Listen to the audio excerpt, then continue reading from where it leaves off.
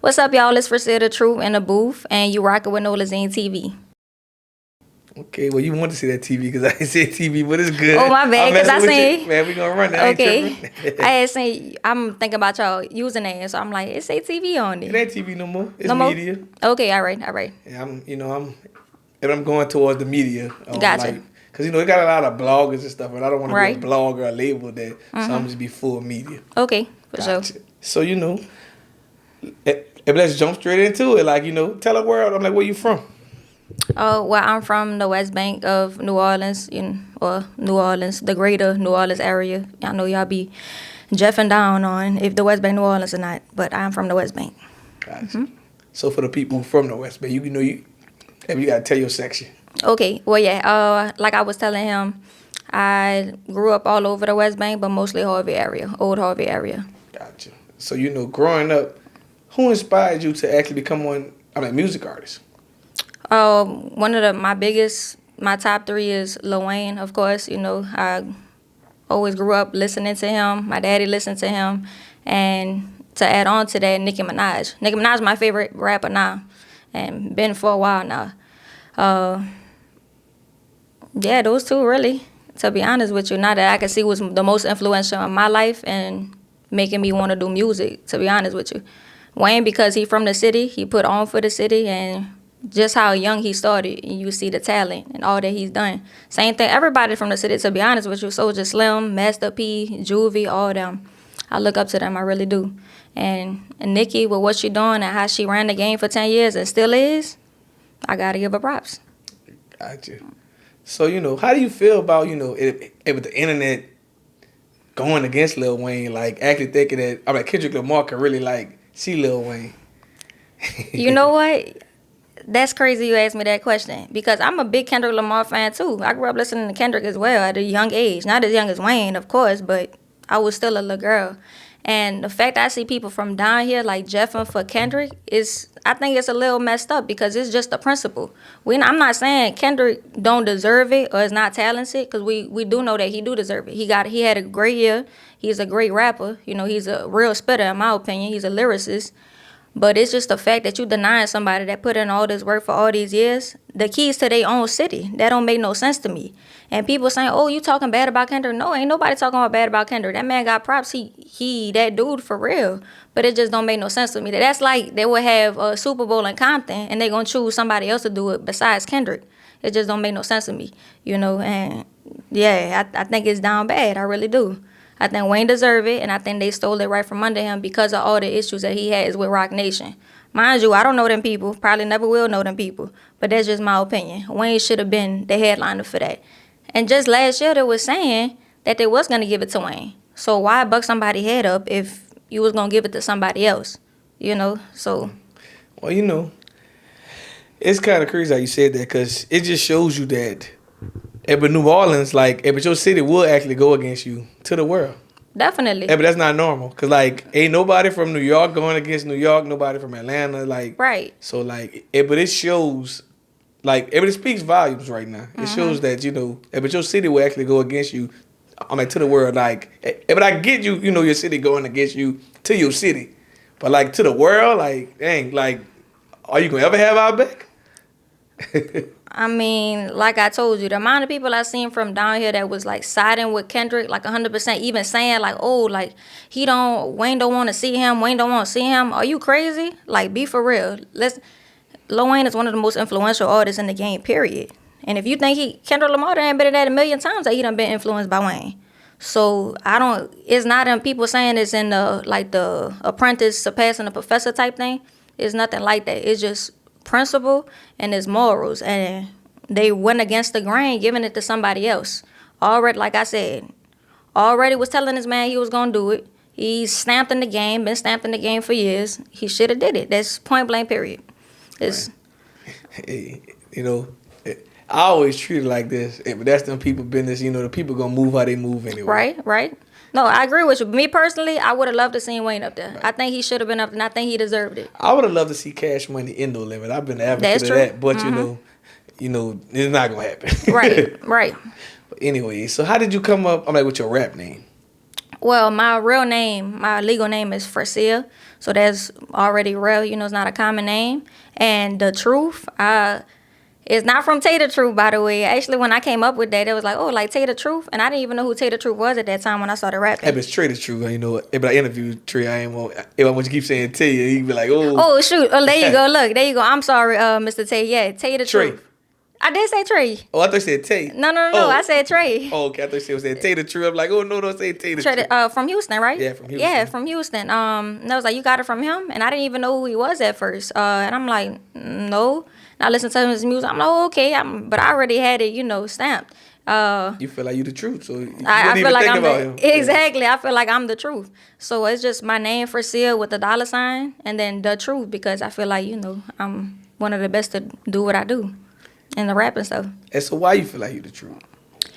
I think that I stick out from other people. Well, with my being versatile, I could sing, I could rap, I could switch up my flows, and it's just nobody out like me. Period. You can't name me not one rapper from the city that's also Hispanic that could really do this. If you listen to my music, you know what I'm talking about. Like, it speaks for itself. When you get asked a question like that, why do you think you different? It sounds so generic because everybody gonna say the same thing, that they different, like what I just said. So I just leave it up to the people and leave it to the music that I put out. You gonna hear it, and once you hear it, you gonna understand. Okay, yeah, she do got something. Gotcha. So for the people who never heard you, Mm-hmm. do you mind, showing them something? Yeah, I do mine a little bit. I haven't rapped for free in a while. I don't rap for free no more. And she told me that earlier. She said she don't rap for free, so y'all Yeah. gotta go to her page. Yep. Go to her iTunes, Spotify. I don't rap for free for a And long you sang time. for free? Sing? Anything dealing with talent, it's a service. That's how I'm trying to eat. So Yeah, you gotta pay for it. you gotta pay for so it. people, Yep. it would make sure y'all, watch this whole interview, and so y'all can see how y'all can find on everything. Mm-hmm. Gotcha. So, anyways, being one, I'm a Hispanic artist in New Orleans. Do you Right. feel like other people who make music down here, actually, support you? Oh, you said if the people down here would support me? Yeah, do you feel like you have one? Support fan base down here. Like, are you even from other music artists as well? Mm-hmm. Okay, well, yeah, I've been rapping for a long time. I just started taking it serious pretty much this year. But I've been rapping for a long, long time, and I got to build a little bit of a fan base, and they stay loyal to me to this day. They always ask, even when I stopped rapping for a while, they'll ask me, "Well, you're not dropping music no more?" When I see, in school, I was rapping when I was in school. I graduated a while ago. I graduated 6 years ago, and I was already rapping. And those same people still kept up with me every year, asking, "Man, what's up with the music? What's up with the music?" And I didn't have that drive that I needed to take it serious, and now I do. And also, the funds. I was a little girl, so I ain't had the money to push it behind it. But now that I do, I'm taking it serious. And yeah, the city does show love. For the most part, I have a lot of people that show me love down here. Once they, like I said, looks is one thing. And that's, especially if it's a female rapper, the first thing people gonna look at is, man, the look, And I know I don't really have the conventional look that a female rapper would have, but that's okay. Like I said, my talent speaks for itself. And when people listen to the music, they like, man, and they rock with me. I ain't had not one person, not even trying to be cocky, that I put on that be like, man, it's poo, it's trash. I always get something, positive feedback. Because I make music for everybody, if that makes sense. That's the one thing I really love about music, it's universal. You can speak a whole different language and listen to a song in a different language, and you can still vibe to it because music is universal. That's the best language. Thanks. And I got you. Speaking of, being Hispanic, New Orleans is a rare little city, they judge. So it's like, I wanted to ask you this question because, I have a lot of Hispanic friends and Mexican friends. Uh-huh. Do they all do some people actually refer to you as like a Mexican person sometimes, Yeah, and it's kind of, I'm not Mexican myself. Right. I'm Honduran. I'm from Central America, right? And that'd be the problem. That's why I wanted to say that because some people be like, don't know that. For sure, yeah. They be kind of disrespecting the person. Yeah, it happens a lot, but it's really like tone and delivery, because if you talk something, I'm not trying to justify, being ignorant, But certain people, you could just tell off tone and delivery how they mean it. You know what I mean? So if I really know I could tell, that's just how you came up and you wasn't taught no difference. Because some people really not taught that there's more than one country that speaks Spanish. So I can't be mad at you for that, you know. But if you come in here like calling me out my name and you fucking Mexican and this on that, I feel the energy like that. Well, yeah, I'm going to feel some type of way. But being that, you know, we in a predominantly black city, I try to educate people rather than, you know, spaz on them. If you come at me crazy, of course I'm going to have to, you know, handle that. But for the most part, I just try to educate people. You know, especially for what I'm doing, you know, I got to not give slack, but I have to be understanding. I'm stepping into somebody else's culture, you know, which is rap music, the culture of hip hop. So if people are, you know, accepting me with open arms because I have talent, I must have to, you know, accept people and try to educate them if they is saying something ignorant. I feel like that's only right. Because I tell a lot of people, because, like, you know, I have Asian friends and I have, like, a lot of Hispanic friends. Like even with the Asian culture, like, people be telling people they Chinese. Like, we don't have that many Chinese down here. Right. We have a lot of Vietnamese. We have Vietnamese. Yeah, Vietnamese. We don't even, like, we have Vietnamese and, like, a few, like, Koreans and different people. But we don't have too many Chinese. So we be like, you Chinese, they looking at you like, I'm not Chinese. Right. But also sometimes in your mind, like if you don't know no better, you feel like that person's supposed to know that, and which they don't know it. And it's the same thing like Hispanic, like, you know, you just feel like everybody a Mexican. Yeah. And because the media kind of like paints the narrative bad as well, too. Right. Yeah. I mean, like I said, you know, Mexico is a great country and is the one of the biggest Hispanic countries in the world. And it's the most, like I said, predominant. Right. Mostly everywhere you go. Down here in New Orleans, though, this little Honduras for real. Yeah. Like, it's buku Honduran people, if you haven't noticed. It's a lot. A lot of Honduran people. But still, if you don't know no better, if you wasn't taught no different that it's more than one country, I see why people say that. But like I said, it's all about tone and delivery. And if you got good energy with people and you treating them right, they're going to be receptive. You know what I mean? Yeah, I ain't gonna lie. I know a lot of some black ignorant people. They think like anybody speaks Spanish, they Mexican and they can fix on the house. Yeah. I'm like, you can't say that, bro. Yeah. I've ran into people like that too. And like I said, it's about if you're not being receptive to what I'm telling you, like, say, bro, that's, you know, that's a little offensive. I could take it that way, but it could be somebody else that gonna want to beat you up type thing, you know.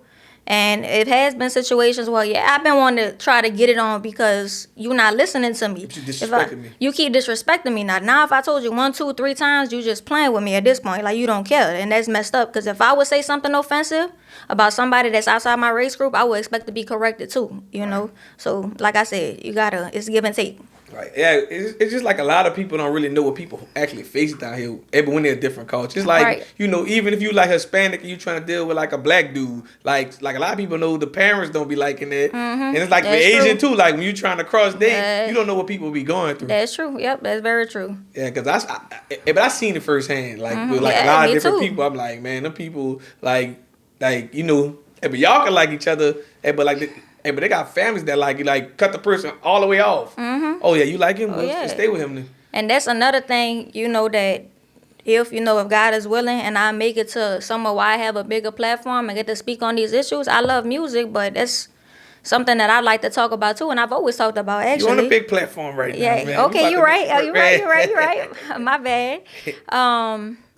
About, you know, the things that go in our community. Since I came up down here, I did come up a little different and have different values and beliefs, and my family do have different values and beliefs, like particularly my mama, you know.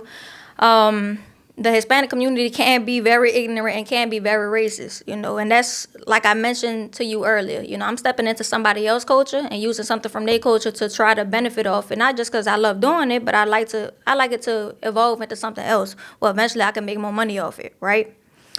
With that being said, you gotta be respected to other people's cultures, you know, and that's one thing I've noticed in my community. And I done been dragged about this before, not physically. Ain't nobody ever dragged me physically.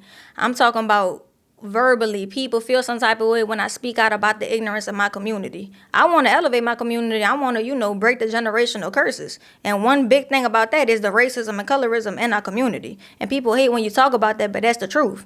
So specifically down here, you know, if you notice, a lot of people that's Hispanic people, where they get their steeds from, how they talk from, all this, you know, you love everything from this culture, but then you turn around and talk bad about those same people that you trying to be like pretty much. And I don't think that's right.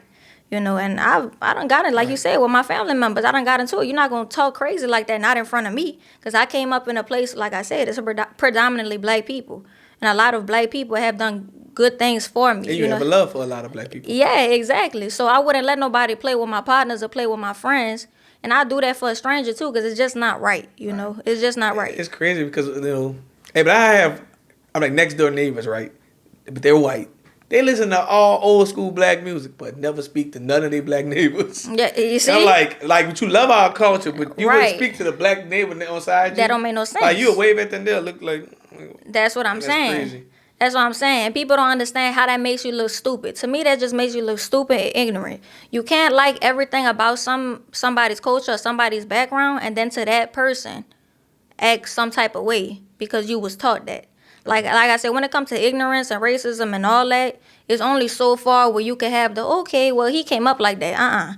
Once you, in the day and age, you got a phone, these kids be having a tablet, all that, when they like 8, 9 years old. Once you old enough to understand and you know that something is wrong, you got the ability to grow out of that ignorance. Right. So that's why it's only so much slack I could cut you before I'm like, man, you too far gone. Like, I'm not even about to conversate with you now because you're not worth my time.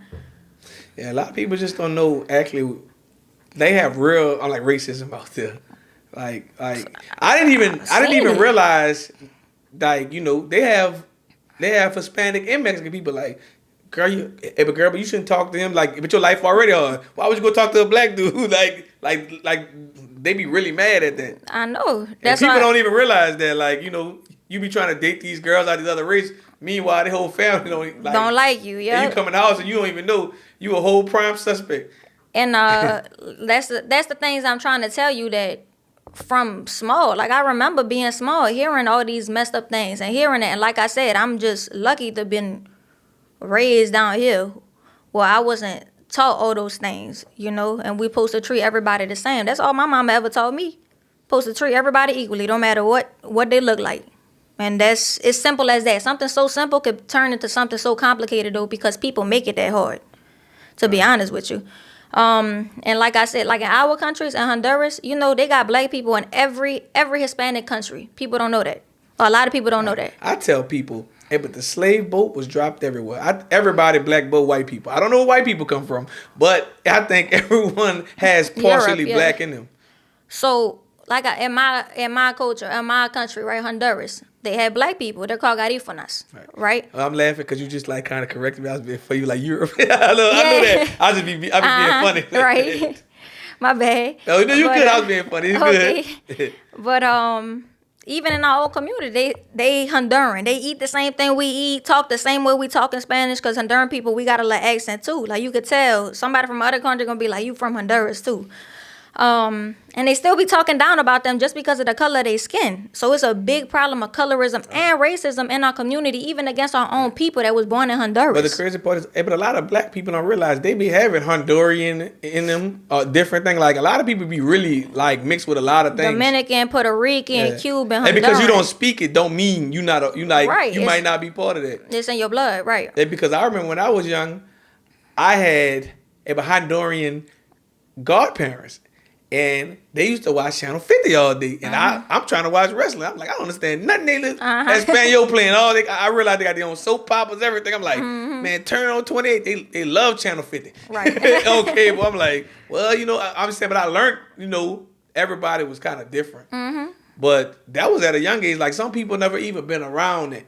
I know. Like, I remember when, back in the day, but if one, if a Honduran family moves to like a black neighborhood or one like Mexican neighborhood, but they kind of have it rough at first, because everybody looking at you like, oh, but you must be dirty or something. Like, I already know. Yeah, you just and like and like Honduran, Mexican, they kind of like free spirit, I'm gonna say. Like, they do different things. Like, they might walk outside, chill on the porch with no shoes on. You look at them like, why them kids ain't got no shoes on? But like, the people like want to be, I can say them people, like, everybody kind of do what they want to do. Because that's why I know some black people, worse than that, go head on the porch. It might just be embarrassed. So it's like, it just shows you so many people judge. Yeah. As soon as they see you, they don't know nothing about you. They just judge you immediately. Most definitely. Yeah. And it's like, even you being a rapper, like, they probably like, oh man, what's she doing? Yeah, all the time. And that's what I'm saying. Once you get to know me and you understand my morals and beliefs, I can never judge nobody or be mad at somebody. I used to get mad about it a lot when I was younger. Like be like, why you speaking like that? Why you this? Why you doing that? Or why you rapping? Like that's not you. That's not you. But like be yourself. And I'm like, this is me though. Right. That's who I am. But once you get to know me and I get to explain to you like what we talking about right now, I feel like you getting to know me just a little bit more. Like, okay, well she got something in there. You know, she believe in something, in which I do. So I don't ever get mad at nobody that be ignorant on the first thing, because I get it, it's weird, or it's different. So I can't be upset at you. But once you get to know me and you understand what I'm about, all that's water under the bridge. I ain't never had no problem with nobody like that, unless they really was just looking, you must be mad about something else if you get into it with me, because I'm a real chill person.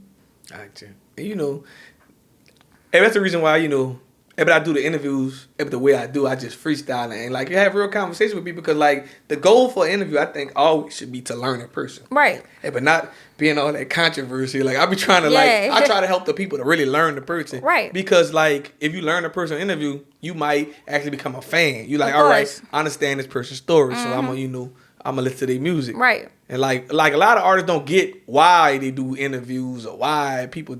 You have to do certain things as a growing music artist. Mm-hmm. Like, I remember for the longest, when I first started Nolazine, music artists down here thought that everything was free media. Mm-hmm. But they didn't learn the game. Like, they didn't realize back in the cash money's and no limit. But they used to pay for the artists to go on them platforms. But like now it's so much independence. Mm-hmm. Artists really didn't know. But now they know after they been reaching out to all these media companies, and the media companies send price lists. But I tell people, like, I be trying to give artists deals and help them out, because I know that being a music artist is very expensive. Mm-hmm. It's very expensive, especially a female. You got to get your hair done, your makeup, your all everything. Dudes just got to throw a T-shirt on and just roll with get a little haircut, you good. Mm-hmm. You got to worry about a lot. Then, being a female, just like, if you got that time of the month, you might don't feel like an interview. Like, man, I might spaz on the person. You just don't know. That grind don't stop. I don't care what it is. You still going, huh? I'm still going, yeah. Yeah, that's real. It's like you gotta have this, but you gotta have this type of instinct in you. Like, man, you gotta want it better than the people want to actually see you with it. Mm-hmm. And people don't realize that, and like, and it actually determines who gonna make it and like who not gonna make it, and who put the most grind work ethic in. It's like people speak on Lil Wayne, but I don't think people realize Lil Wayne work ethic. Like, dude used to not go out and like make music all day, like a job, and drop, and like he knocking out 10 features a night. I'm telling you. And so I kind of took what Lil Wayne did with the rap and started with Nolazine like that. I said I'm about to do 10 interviews a night. I said I'm gonna make people respect this company. I'm gonna knock them out quick, and like and it worked, but. Now I'm like, man, I gotta knock out the celebrities, and I gotta, you just gotta grow. Right. But you still gotta be. I tell people, like, it ain't about having the most talent. It's about who the most consistent. Because I'm like, consistency beats talent any day. Yep, definitely. Right. I agree with you. Gotcha. So with that being said, being a music artist for a while now, what do you enjoy most about being a music artist, and like, what do you actually hate about being a music artist? Well, like I told you, I've always had a passion for music. I started writing music when I was a little girl. I wanted to be a singer at first, just a full-blown singer. But my voice really ain't all that. But I've always had the gift of songwriting, And what I love about it is I feel free. I feel like I'm having fun.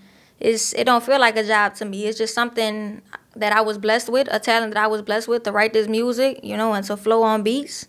And that's the overall answer, to be honest, of what I love about it.